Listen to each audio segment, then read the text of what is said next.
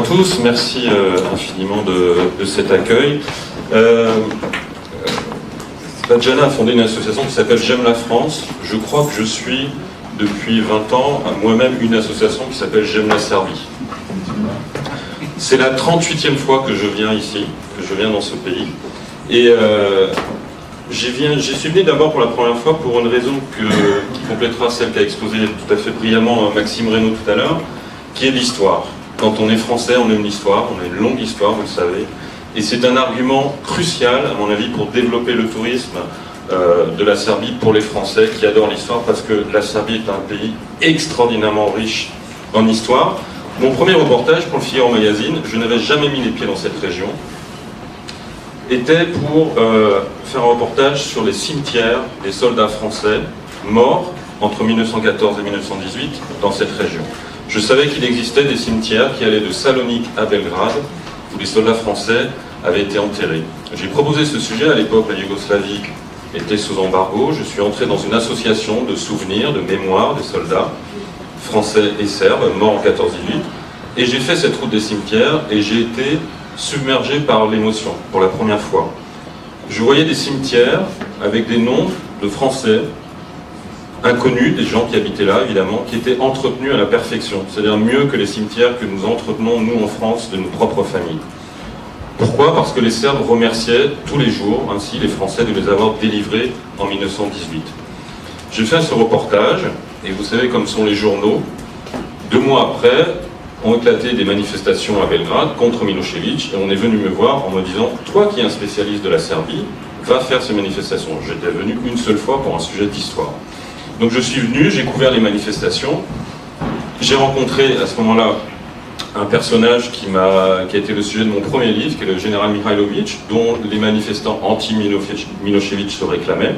J'ai écrit une biographie du général Mihailović en français, et à partir de là, cette histoire entre la Serbie et moi a commencé avec toujours, encore une fois, la notion d'histoire en parallèle. Alors évidemment, ces années-là, pour moi, c'était plutôt des reportages politiques, mais à chaque fois, il y avait quelque chose qui me ramenait à l'histoire. Par exemple, lorsque je couvrais les événements au Kosovo, eh bien j'allais à Gračanica, évidemment. Et le monastère de Gračanica m'intéressait plus que les événements que je voyais. Quand j'ai suivi Vojislav Koštunica, qui a renversé Milošević, on a dormi, tous les deux d'ailleurs, avec ses gardes du corps, avec une équipe, au monastère de Studenica, dont on a parlé tout à l'heure, où il a fait une prière d'ailleurs, et c'était juste avant octobre 2000, et je crois comprendre que dans cette prière, il demandait qu'il arrive à renverser Milošević sans violence, ce qui est arrivé le 5 octobre 2000. Donc à chaque fois, j'étais rattrapé par l'histoire. Une fois que Milošević est parti, mon objectif, ça a été de faire découvrir la Serbie par un autre visage que la violence, que la guerre, que la politique, que le communisme, que l'anticommunisme, par ses richesses historiques, culturelles. Parce que c'est ça, à mon avis, qui doit déclencher le mouvement touristique des Français vers la Serbie, c'est la culture. Alors, la culture, j'ai commencé à le faire en faisant des reportages dans tous les domaines, c'est-à-dire aussi bien le festival de trompette de Guča que le festival de Kusturica à Kustendorf. Je suis devenu assez ami avec Kusturica, je le voyais au festival de Cannes. J'essayais toujours de promouvoir cet aspect culturel vaste de la Serbie dans tous les domaines, dans la musique, dans le cinéma, dans le théâtre, dans la littérature. J'ai essayé de faire des articles en France notamment pour faire découvrir la littérature serbe. J'ai fait un petit livre qui s'appelle Le goût de Belgrade. Le goût de Belgrade, c'est une trentaine de textes, d'extraits de textes de grands écrivains. Ça va de Victor Hugo et Lamartine à John Irving ou Laurence Dorel, en passant par évidemment des auteurs serbes, qui ont parlé de la Serbie, pour donner envie aux Français de découvrir encore une fois la Serbie par un autre visage, par son histoire, par sa littérature, par sa culture. L'histoire, encore une fois, elle est extraordinaire pour les Français, parce que l'histoire de la Serbie, c'est une mosaïque. La Serbie, c'est Kusturica qui disait ça un jour. Notre problème, c'est que pour l'Ouest, nous sommes trop à l'Est, et pour l'Est, nous sommes trop à l'Ouest. Eh bien, ce défaut est une qualité. La Serbie, c'est le carrefour entre l'Orient et l'Occident, entre l'Empire romain d'Orient et l'Empire romain d'Occident, entre la chrétienté et l'islam, entre l'Empire austro-hongrois et l'Empire ottoman, entre les catholiques et les orthodoxes. Tout ça, ça a été source de conflits et de guerres pendant des siècles. Aujourd'hui, ça va être une source de découverte, de mélange, d'harmonie qui fait l'identité de la Serbie. La Serbie, c'est Par exemple, Belgrade, j'ai écrit ce livre qui s'appelle Le roman de Belgrade, qui était d'ailleurs traduit en serbe.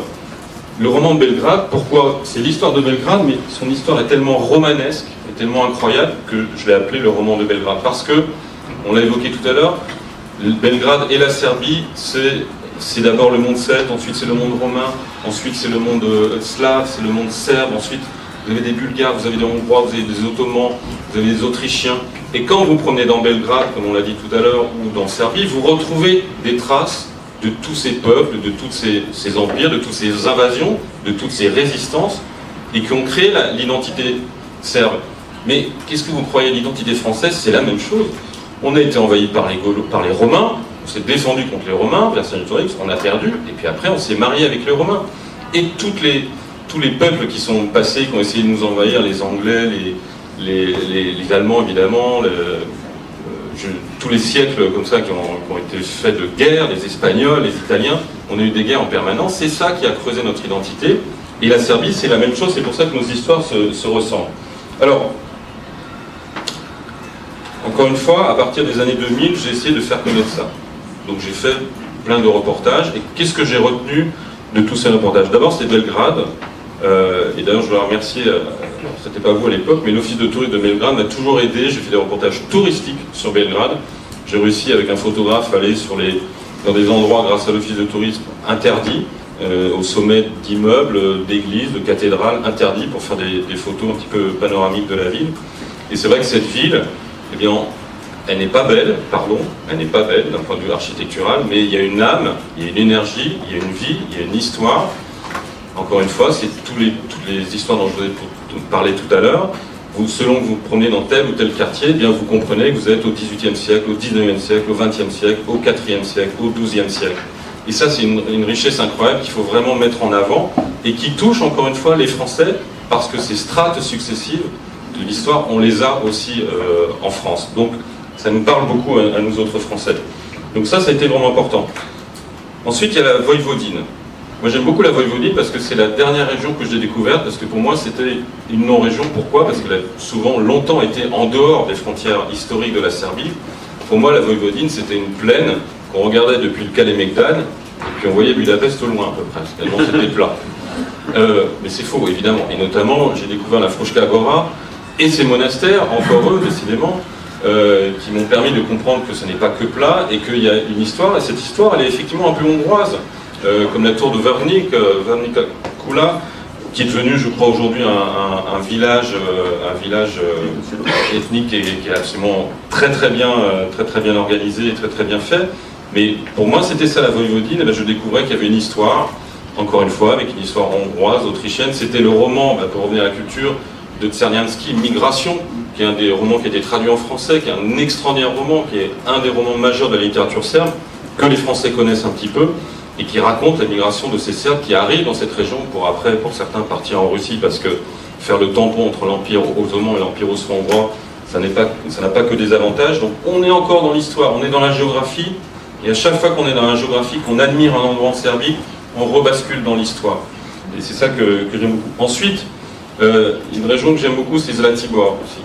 Pourquoi? Parce que Zlatibor, pour un Français, ça rappelle une région qui est au cœur de la France, qui s'appelle l'Auvergne. Vous avez un certain nombre de stations balnéaires où les gens viennent se reposer, prendre les eaux, comme on dit en français. Et Zlatibor, pour moi, c'est cette beauté naturelle, de paysage et de bien-être qui équivaut au centre de la France, au cœur de la France, justement. Et en plus, Zlatibor, c'est là où Kusturica m'avait emmené parce qu'il avait tourné une partie de son film La vie est un miracle. Et souvent, je me dis, Zlatibor, si l'impératrice Sissi de Habsbourg était venue à Zlatibor au lieu d'aller je ne sais où pour soigner sa tuberculose, peut-être qu'elle aurait été mieux soignée. On a parlé tout à l'heure aussi de, effectivement, toute l'histoire romaine. C'est incroyable quand même. Pour les Français, nous, on a tellement de traces de l'occupation, de l'invasion romaine, qui a ensuite fait la civilisation gallo-romaine, de venir en Serbie, dire aux Français, mais regardez, il y a 17 empereurs romains sont nés en Serbie. Viminatium, c'est l'endroit aussi où les trois fils de Constantin se sont partagés l'empire de Constantin. Cet amphithéâtre incroyable. Je crois que c'est vraiment un lieu qui peut vraiment fasciner les Français parce qu'on a ces équivalents, des traces de la romanité en France, et les Français ne savent pas. Pour eux, l'Empire romain, c'est l'Empire romain chez eux. Ils ne savent pas qu'en Serbie, il y a des équivalences, il y a des amphithéâtres, il y a des routes, la route des vins aussi, effectivement, dont on vient de parler.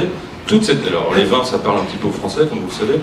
D'ailleurs, il y a maintenant des restaurants français où vous trouvez du vin serbe. Souvent, ce sont des Français qui sont venus.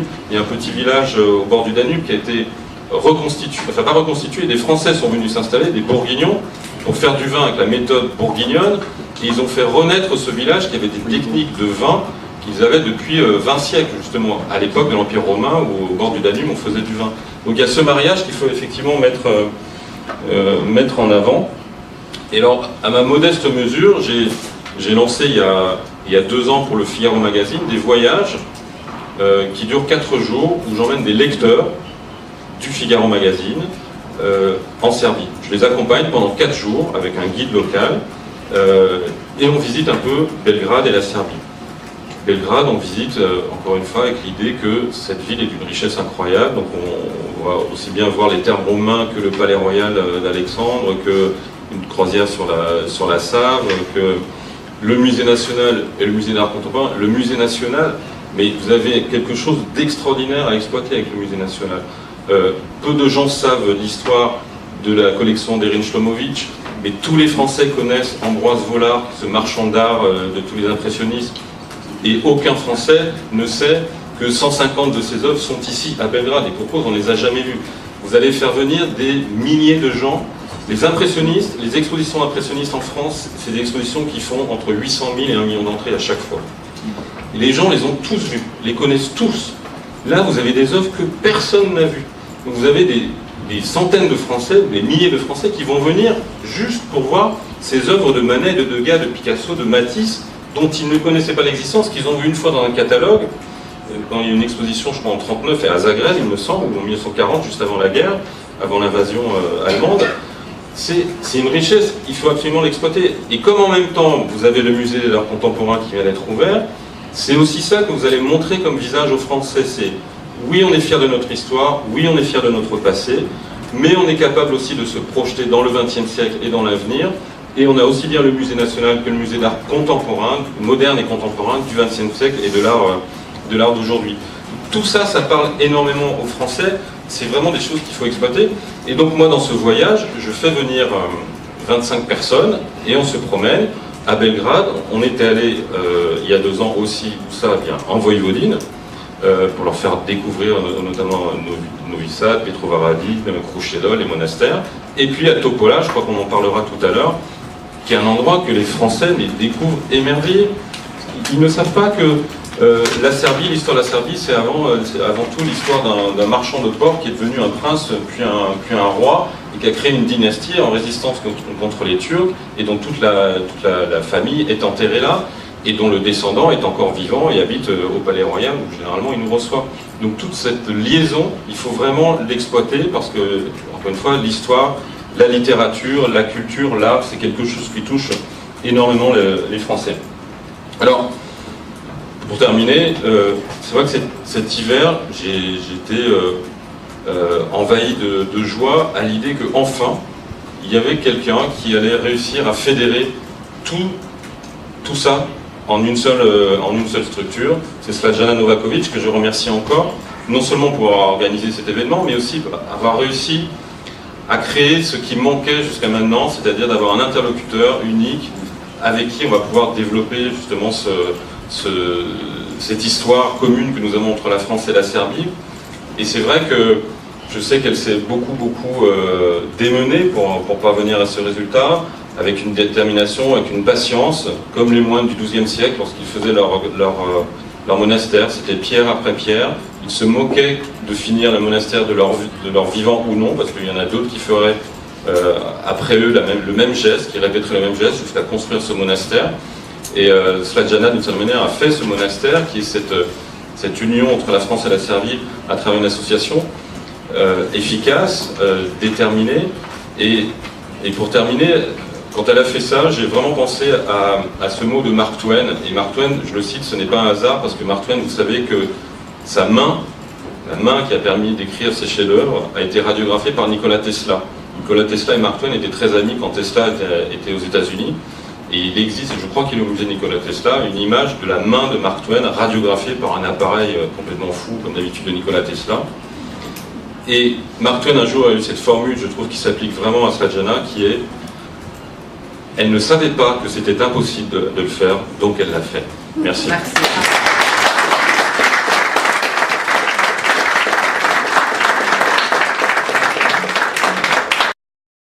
Bonjour à tout le monde, et c'est avec une grande émotion que je suis là avec vous aujourd'hui. Je remercie Sladjana Marković et le ministère serbe du Tourisme. C'était une grande émotion que je présente le travail que j'ai fait donc, il y a une dizaine d'années, qui est le seul guide en français pour tout le monde francophone sur la Serbie, qui était, alors le petit futé a un terme pour ça, le défricheur. J'étais le premier.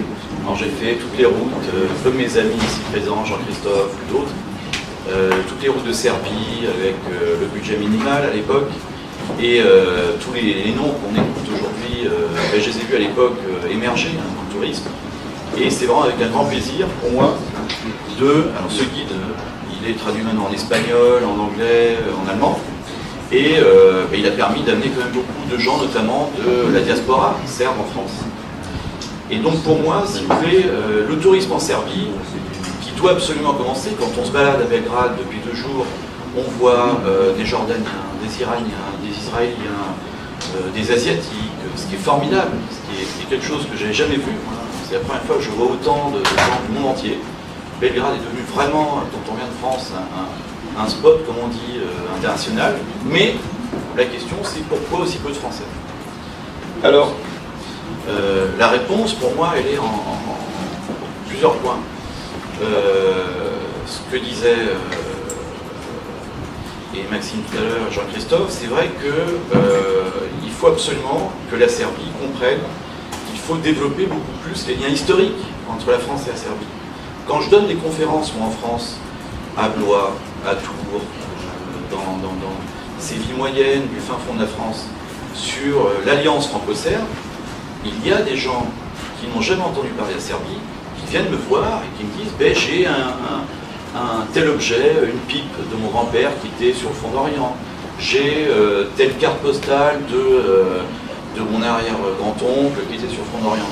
Et je trouve que la Serbie devrait, le ministère devrait énormément axer là-dessus, puisqu'il y a des liens indéfectibles entre la France et la Serbie, qui datent de la Première Guerre mondiale. Rappelons-nous, c'est quand même 500 000 hommes, 500 poilus d'Orient, qui ont été sauvés par la France grâce à l'opération de Corfou, et qui ont été victorieusement amenés de Salonique jusqu'à Belgrade en septembre 1918.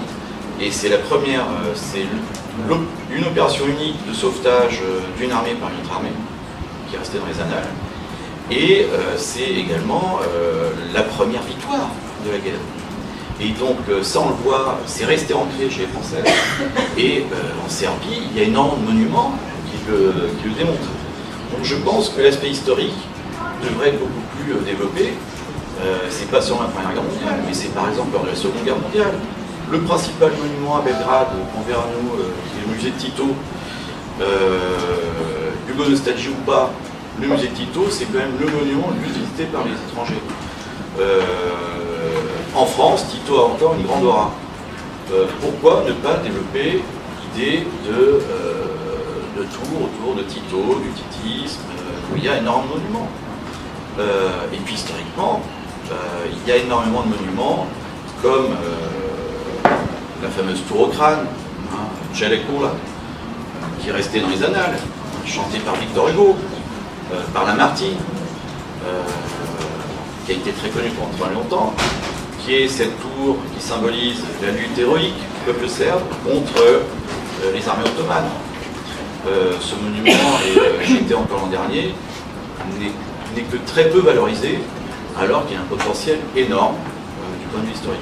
Donc je pense que l'histoire devrait être le fondement de cette relance du tourisme en Serbie. Deuxième point, le multiethnisme. Alors là, en France, on n'a aucune idée de ce que c'est que la Serbie.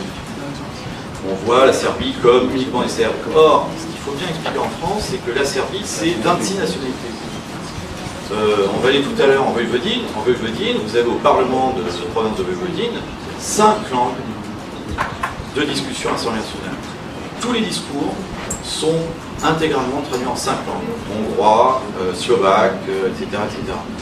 Bon, vous avez des joyaux de ce multiethnisme. Par exemple, Kovačica, pour prendre un exemple. Kovačica, c'est un village pas loin de Novi Sad, sur une initiative entièrement privée. Quelqu'un dans les années 60 qui a développé un village slovaque avec des musées slovaques, l'art naïf slovaque. Et vous allez vous rentrer chez les gens, ils sont tous devenus des peintres d'art naïf slovaque. Et vous vous asseyez chez eux, ils vous accueillent et ils vous montrent un peu l'intérêt de la peinture naïve. Bon, juste pour donner un exemple, la peinture naïve à Kovačica. Et je peux en citer des centaines. Donc la multiethnicité, c'est aussi, deuxième exemple, dans le sud de la Serbie, Nova Varoš. Nova Varoš, c'est une ville moyenne. On va entendre tout à l'heure monsieur de Pazar. Nova Varoš, c'est une ville moyenne qui a un potentiel énorme parce qu'elle est partageante. D'un côté, une communauté serbe orthodoxe avec très belles monastères, et de l'autre côté, une communauté musulmane avec de très belles mosquées. Et lorsque j'ai dit à un ami, un très bon ami à moi, qui s'appelle Émir, qui est originaire de Nova Varoš, pourquoi tu ne ferais pas de l'ethnotourisme? Je le voyais un peu tiquer, il prenait beaucoup de temps, et au bout de 2 ans, je lui dis, mais pourquoi tu n'as pas ouvert ta maison, qui est une maison typiquement ottomane? Parce que c'est ça que recherchent les Français, ils cherchent l'authenticité. Ils ne cherchent pas les hôtels à 5 étoiles à Belgrade, ils ne cherchent pas ce qu'on a tous vu en Thaïlande, au Brésil ou ailleurs. Ils cherchent l'authenticité. Émir me dit, ben, écoute, j'ai pas d'argent. Comment ça, t'as pas d'argent? Ben, il me faut 50 000 € pour ouvrir un 4 étoiles. Donc, il n'avait pas compris que l'intérêt, c'était tout simplement de rénover sa maison. Et c'est ce qui, à mon avis, attirerait beaucoup plus de Français. Et là, je vous donne juste un exemple. Mais il y a énormément d'exemples en Serbie. Donc, la multiethnicité, qui est vraiment, pour moi, la chose qu'il faut développer beaucoup plus. Un, parce que c'est inconnu à l'ouest. À l'ouest, on pense qu'en Serbie, il y a des Serbes. On ne dit pas qu'il y a plus d'1% de musulmans, on ne dit pas qu'il y a des Hongrois. Et parce qu'il y a des joyaux vraiment de cette multiethnicité telle que je viens de le dire. Troisième point, c'est l'ethnotourisme. Alors on a eu beaucoup d'exemples d'ethnotourisme aujourd'hui, à Zlatibor, à Siraguino, mais il y en a beaucoup d'autres. Il y a énormément actuellement d'initiatives privées d'ethnotourisme. Le village de Brankovina, de la très grande poétesse Desanka Maksimović, qui est quelque chose de fantastique, parce que vous entrez dans la littérature serbe à la fois par la nature, par ces constructions autour de très belle église où était toute jeune écolière Desanka Maksimović. Et puis, quand vous parlez avec les gens qui travaillent dans ce village ethno, eh bien, ils sauront vous déclamer les vers de Desanka Maksimović. Il y a énormément, il y a une amie, la petite fille de Francesca Spera actuellement, qui développe cette initiative, pas très loin de Belgrade, qui a réussi à développer un ethno-village autour de Francesca Spera. Donc il y a un potentiel dans l'écotourisme. Et je le répète, les Français ne viendront pas, on le voit à Belgrade. Tous les hôtels que j'ai fait depuis 1 an, je vois des Autrichiens, des Israéliens, mais pas de Français. Les Français ne viendront pas à Belgrade dans les hôtels à 5 étoiles. Ça, il faut oublier, ils iront dans l'Égypte, dans les petites résidences, dans cette Serbie magnifique qu'il faut absolument développer. Et puis, dernier point, c'est pour Belgrade la vie nocturne. Hein, cette vie nocturne qui est trépidante, qui n'est pas connue en Nord de l'Ouest, qui est complètement inconnue. En France, beaucoup de gens pensent qu'encore la guerre a laissé des stigmates à Belgrade, alors que Belgrade n'a jamais été touché par la guerre.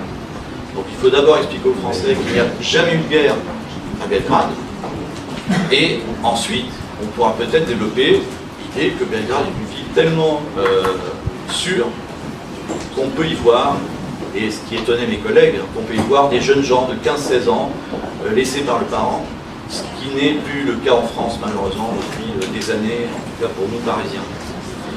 Donc, jouer sur ce Belgrade très sûr, accueillant, et vraiment une ville qui regorge d'énergie toute la nuit. Tako da, dragi prijatelji, stvarno bi bilo vrlo lepo.